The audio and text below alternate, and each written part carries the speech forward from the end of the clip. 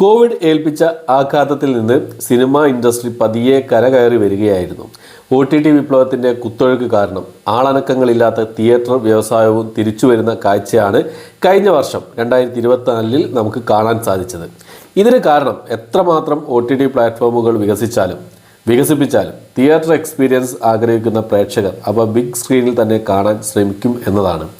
OTT റിലീസുകൾക്ക് മുമ്പ് high quality പ്രിന്റുകൾ leak ചെയ്യുന്നത് കഴിഞ്ഞ കുറച്ച് ദിവസങ്ങളിലായി സജീവമായിരിക്കുകയാണ്.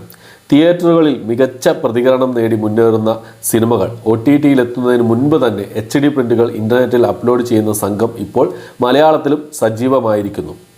മുൻപ് അന്യഭാഷാ സിനിമകൾ മാത്രം ലീക്ക് ചെയ്യുന്ന സംഘം ഇപ്പോൾ മലയാളത്തിലും പിടിമുറുക്കിയിരിക്കുകയാണ്. തമിഴ്, തെലുങ്ക് ചിത്രങ്ങൾ OTTയിൽ ഇറങ്ങും മുമ്പ് ക്വാളിറ്റിയുള്ള പ്രിന്റുകൾ ഇത്തരം സംഘങ്ങൾ ലീക്ക് ചെയ്യുമായിരുന്നു.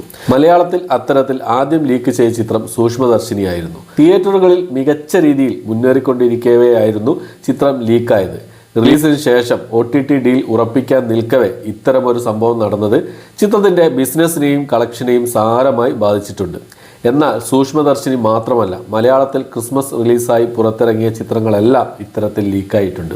മോഹൻലാൽ ചിത്രം ബാറോസ്, ഉണ്ണി മുകുന്ദൻ നായകനായ മാർക്കോ, സുരാജ് വെഞ്ഞാറമൂടിൻ്റെ ED എക്സ്ട്രാ ഡീസൻറ്റ് എന്നീ ചിത്രങ്ങളാണ് ഇത്തരത്തിൽ വലിയ പ്രതിസന്ധി നേരിടേണ്ടി വന്ന ചിത്രങ്ങൾ. മലയാള സിനിമകൾ മാത്രമല്ല, അന്യഭാഷാ ചിത്രങ്ങളും ഈ പ്രതിസന്ധി നേരിടുന്നുണ്ട്. ഡിസംബർ റിലീസായി എത്തിയ വിടുതലൈ 2, ബേബി ജോൺ എന്നീ ചിത്രങ്ങളുടെ HD പ്രിന്റ് ഇൻ്റർനെറ്റിൽ ലീക്കായിട്ടുണ്ട്.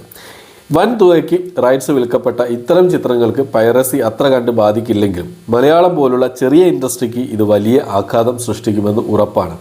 ഫോണിൽ യാതൊരുവിധ ചെലവുമില്ലാതെ കാണാൻ കഴിയുമ്പോൾ എന്തിന് തിയേറ്ററിൽ പോയി കാണണമെന്ന സാധാരണക്കാരുടെ ചിന്തയും ശക്തമല്ലാത്ത പൈറസി നിയമങ്ങളും സിനിമ പോലെ വലിയൊരു വ്യവസായത്തിനും എന്നും വെല്ലുവിളിയായി നിൽക്കുന്നതും പ്രതിസന്ധി വലുതാക്കുന്നു. ഇതിനെക്കുറിച്ചുള്ള നിങ്ങളുടെ അഭിപ്രായങ്ങൾ കമൻറ്റ് ബോക്സിൽ രേഖപ്പെടുത്തുമല്ലോ.